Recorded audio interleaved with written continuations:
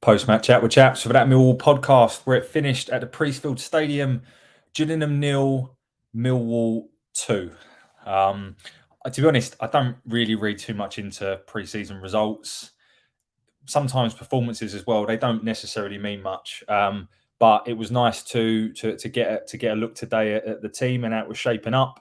And it was also really nice to sort of be there for the first game back after the passing of our dear chairman, John Berylson.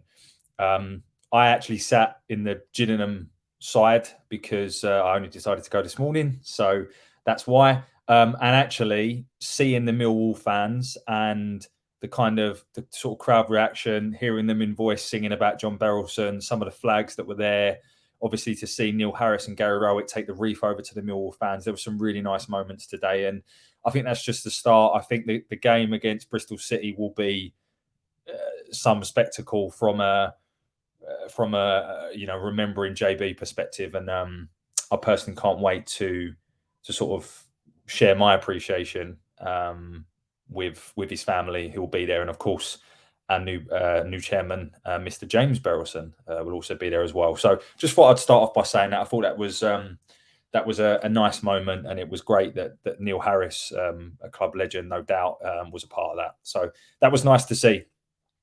Now, kind of getting into the game. So the wind, I have to say, not that it makes any excuses for anything or what I'm about to talk about, but the wind was diabolical today, I have to say. And it did wreak havoc throughout the game. But let's get into it in terms of the starting lineup and things like that. So we also got a glimpse of our new kit today. I'm a bit sad. I actually do buy the kits every single season, not really to wear, but just something maybe to give to kids or whatever in the future, and a bit of a memento and just to build up a collection. So I'm not a massive fan of it. If I'm honest, I don't like V-neck. That kind of puts me off. But who really gives a monkeys? We probably only sell about 12 anyway. But we all got to see the new kit. And of course, we in the starting lineup, we saw our new two summer signings, Kevin Nisbet and Joe Bryan. So the team that started the first half was a 5-3-2, which I think we're going to deploy more often than not this season. Do I think that's right or wrong? Don't know. I think it all depends on the players that we bring through the door. I would like us to have a bit of versatility, though, which I don't think the current squad has. And I'll talk a little bit at the end about what I think we're still lacking, because there's still quite a few things I think we need to do. And I'll come on to that. So the starting lineup was Bart in goal, a back three of Alex Mitchell on the right, Cooper in the centre and captain, and Murray Wallace on the left-hand side of the back five. The wing backs were George Honeyman on the right-hand side, which obviously Mr. Rowett listens to me, because I said that in one of the podcasts. I think it's post my sort of pre-season thing. I said that Honeyman could be deployed on the right wing back, and he did. Although he went off after 20 minutes, not quite sure what that injury is. And I'm recording this before I've heard Rowett's post-match, so I haven't heard anything on that. Hopefully it's not too bad. Joe Bryan, left wing back. Holding midfield, or the sort of two central midfielders, were Billy Mitchell and Romain Esse. Duncan Watmore in a 10, and then Kevin Nisbet and Tom Bradshaw up top. Now, I'm not going to talk overall about different chances and things. I think it's kind of irrelevant. What I will do is talk about the overall performance. And I think the first half, we won the first half 1-0 for a penalty from Kevin Nisbet. And I think overall, we were in control of that first half. I don't think we created bundles. There were a few kind of chances. We had an offside goal from Bradshaw. Murray Wallace had a good chance in the first couple of minutes, actually. He was definitely trying to cross the ball, but the wind took it and the keeper had to make a good save. But we controlled the first half. I don't really think Gillingham got into our half much. We looked much of the better side, as we should. Let's be honest, as we should. And there were some overall good performances. The sort of players that I would like to sort of call out as good performances. First and foremost would be Romain Esse. He playing in a very different role, which I think he may be used a bit more centrally this season. If we're going to play 3-5-2, it doesn't allow for forwards in wider areas. So therefore, unless we change the formation, play 3-5-2, he has to play centrally. And I think him being in the centre midfield or in the 10 could be where Rowett sees him. He seems to have bulked up a bit. I don't know if it's just the kit or the angle I was watching, but he seems to have bulked up a bit. And he just had an air of class around him. I was surrounded by Gillingham fans, and even they were saying, "Oh, who's he? You know, he looks like a young Saka."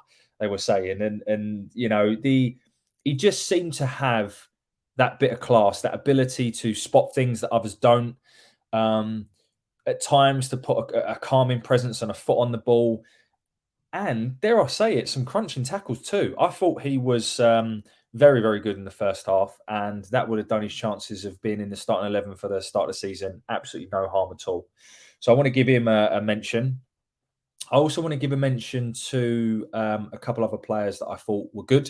So I thought Duncan Watmore was good. He was similar to what he played at Blackpool, just sort of buzzing around, industrious, running at players. I'm pretty sure he won the penalty. Had a good couple of opportunities himself. I thought he was really bright, to be honest. I thought he was very, very bright and probably the most brightest of our attacking players. And then I also thought Joe Bryan looked good. He's just got, similar to what I was saying about SA, but in a slightly different way. He's just got an air of class. His touch is superb. The way he can sort of just get out of sort of small pockets of space calmly. He just slotted seamlessly into it. I think him and Murray at times need to work on their communication, but that'll come if Murray starts on the left-hand side. But I think in Joe Bryan, if we can keep him fit, get him loving his football again, I think he could be a really good signing. And he really did look classy at times. So I think he's going to offer good deliveries from set balls and set plays and things, which I think is definitely going to help us. I think at times our deliveries weren't great last season. They were the kind of three players that I would say stood out for me in a positive way. I don't think anyone else stood out per se. I thought Billy Mitchell looked his normal self. I thought Bradshaw looked his normal self. I felt the forwards, as much as we were in control, I felt the forwards struggled to impose themselves. I don't think Nisbet, I didn't see much of him and go, "Cool, that was good," or whatever. I know he scored the penalty and he took it well and fantastic. That's brilliant. Good for his confidence, and I love that. But in terms of his overall play, I wouldn't say he was particularly effective. At times, I thought his first touch was poor. But look, I'm not going to, end of the day, he's playing 45 minutes in a game with terrible conditions and he's getting used to it. So all I'm saying is I don't think he stood out. That's all I'm saying. I don't think there was anyone in the first half that was poor.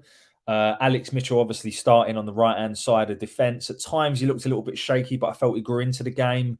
I think I don't know if he's ready. I'm not saying he's not. I think I need to see more of him, seeing him for 45 minutes. And then he did come back on for Danny Mack in the second half. But it's not enough to decide, I don't think. Obviously, Railway sees him in training. There'll be more friendlies where he takes part.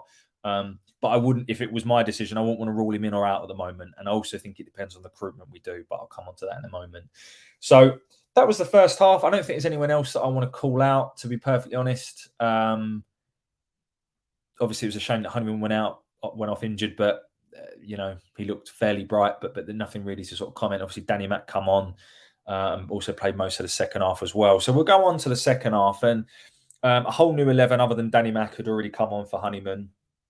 And I would say the first half 11 definitely had overall the more experienced players. So the second half was George Long in goal. Back three, starting from the right, was Ryan Leonard, Sean Hutchinson, and captain in the middle. Chi Okoli, who is the under-21s captain. He started on the left of a three. Adon Malachi was on the left wing-back position, also features regularly for the under-21s.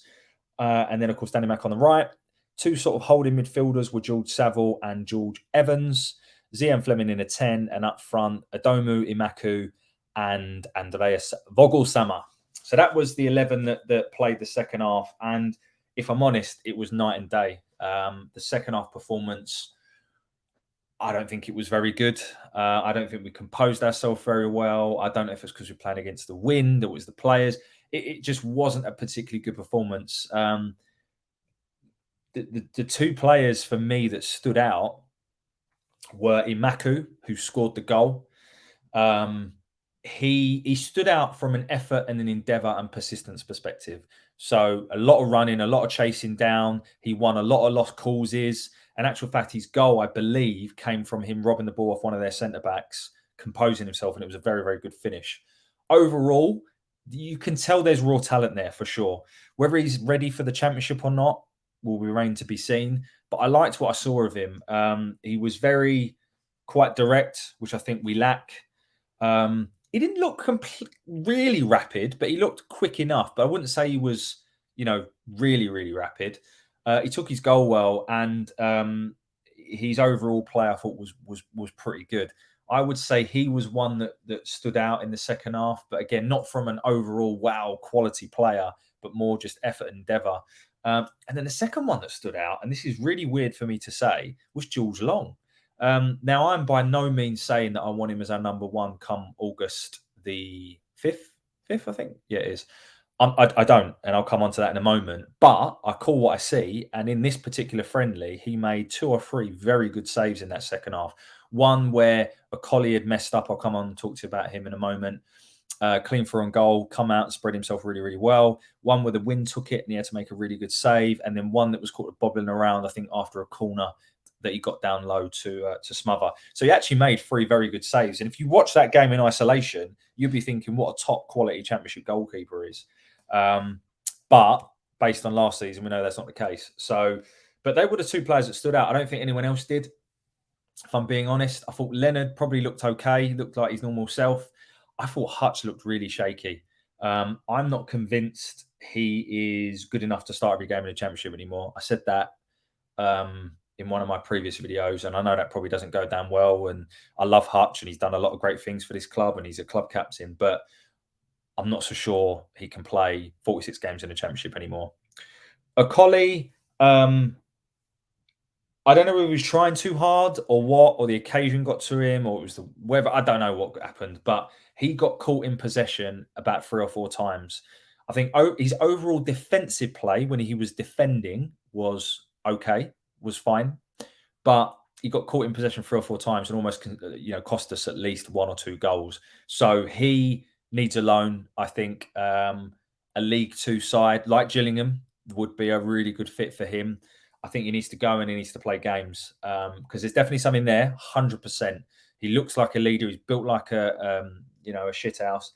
I think he could be a good player, but today he didn't really do himself justice. Adon Malachi, I thought he looked bright. He probably didn't impose himself going forward as much as he'd have liked, particularly playing in that wing back role. But I thought he played quite well. I thought Evans looked off the pace, if I'm honest, and I'm not trying to be a boo boy or whatever, but I think we should be looking to offload him. I'm sure we are. It's about someone to take him and pay his wages because I'm sure he's probably on 10 grand plus. I don't know what it is. He comes across like a really nice bloke, down to earth. He's obviously happy to not even be involved in the squad at times, but it's just something, I don't know. Didn't look completely on the pace today. I thought Sav looked okay, a little bit sluggish at times. Zian didn't stand out for me. I don't know whether he's it was just the occasion or whatever. Based on absolutely no knowledge at all, I'm not so sure he's still going to be there come August 5th. And I'll talk a bit about that in a moment in terms of if he's not there, what we need to do. I would love him to be there. But based on today, I don't think he stood out. Be interesting to see what other Millwall fans say. And I thought Vogie as well looked a bit isolated up top and didn't really do much.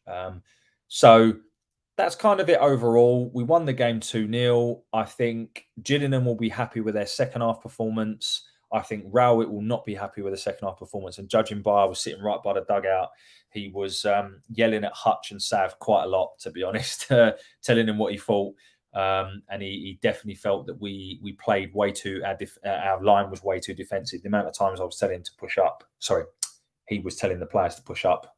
You could hear it a mile off. He didn't sound very happy. So be interesting to hear what he says in the post-match Rowett interview. And I make him right. I thought we were quite poor in the second half. But I think that leads me nicely onto my next kind of bit I want to talk about, just to close up, is around what we still need. I think the second half team was full of, it wasn't particularly experienced. And I still think we need 5 players.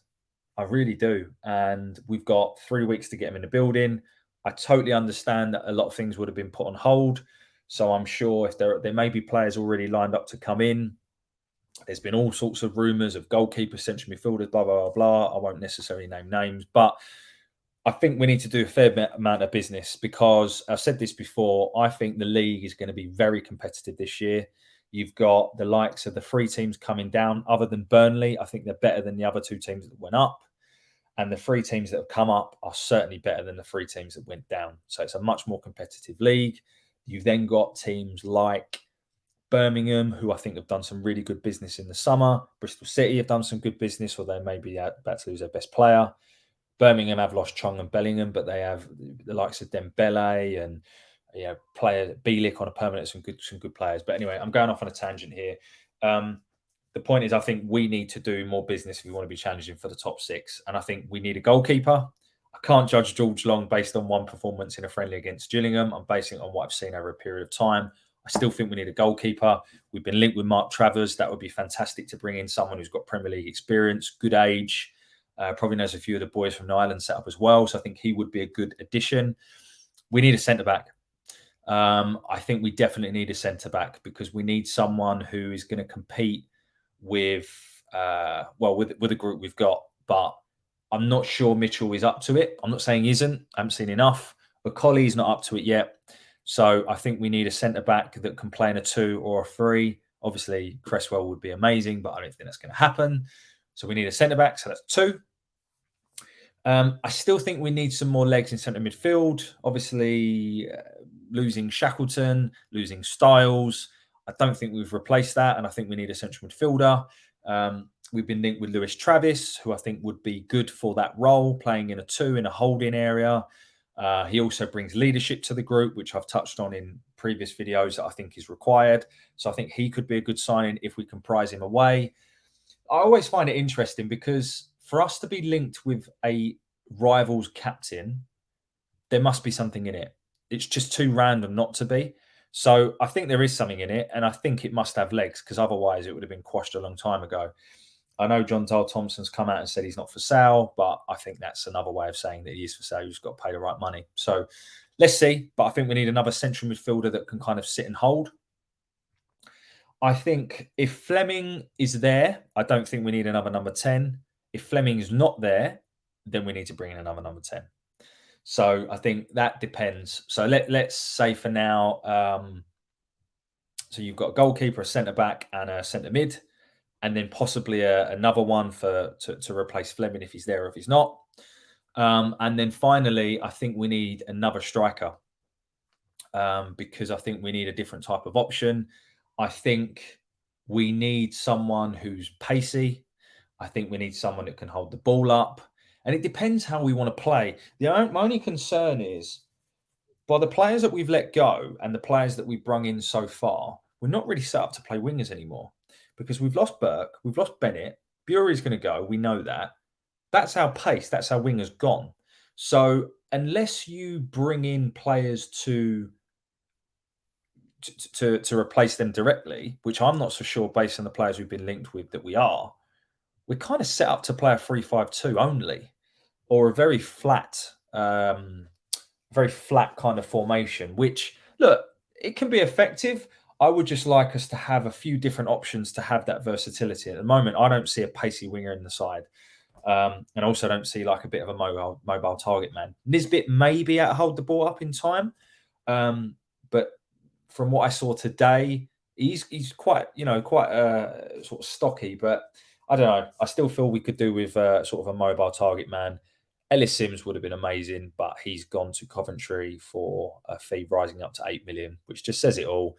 They got 20 million for Gyökeres and they've invested half of it back into Ellis Sims. So it is what it is. So basically what I'm saying is I think we need at least 4, possibly 5, and they all need to be of a quality that can impact the first team. And we've got 3 weeks to do it. So it's going to be an interesting 3 weeks. And I look forward to seeing how it unfolds. I do expect the club to bring in the amount of bodies we need. I don't think they're stupid. I think the fact that we've been linked with goalkeepers show that Rowett is seeing what we saw towards the back end of last season. be interesting to see if Long stays around. I can't imagine him wanting to play a second fiddle at this stage of his career. So I kind of expect Bury, maybe Evans if we can get someone to take him, and Long to go out, and then sort of 4 or 5 to come in. And then I think the big question mark is overseeing Fleming. I'd love to see him line up way at Middlesbrough on August 5th, but I just can't see it happening. I think there's been too much talk now, and whether we get 5 million, 10 million, 15 million for him, I think ultimately it does matter, but it only matters with who we're replacing with and how we spend the money wisely. So let's see what unfolds. Regardless of that, we need 3 or 4 more, and it's going to be a busy few weeks, that's for sure. We've obviously got friendlies at Sutton, and then home to Charlton, and then Fortuna at home in the next few weeks. And I would imagine by the time we line up against Sutton next week, there'll be 1 or 2 more faces. So let's see. But yeah, that was kind of a quick take on the game today, and then just a little bit of random spiel on what I think we need to bring in. And hopefully, I won't be at the Sutton game, but I'll try and catch it on TV, and I can possibly do a post-match review after that. And I'll be talking about a couple more signings, let's hope. So, look, 2-0, clean sheet, couple of good performances, and a nice moment at the start to remember our chairman. So, all in all, not a bad Saturday. And look, whatever you're doing the rest of the weekend, I hope you enjoy it. Thank you very much for listening, as always. I really appreciate it. You watching this is the reason I continue to do them. So thank you for that. And look, have a lovely rest of your weekend, and bye for now.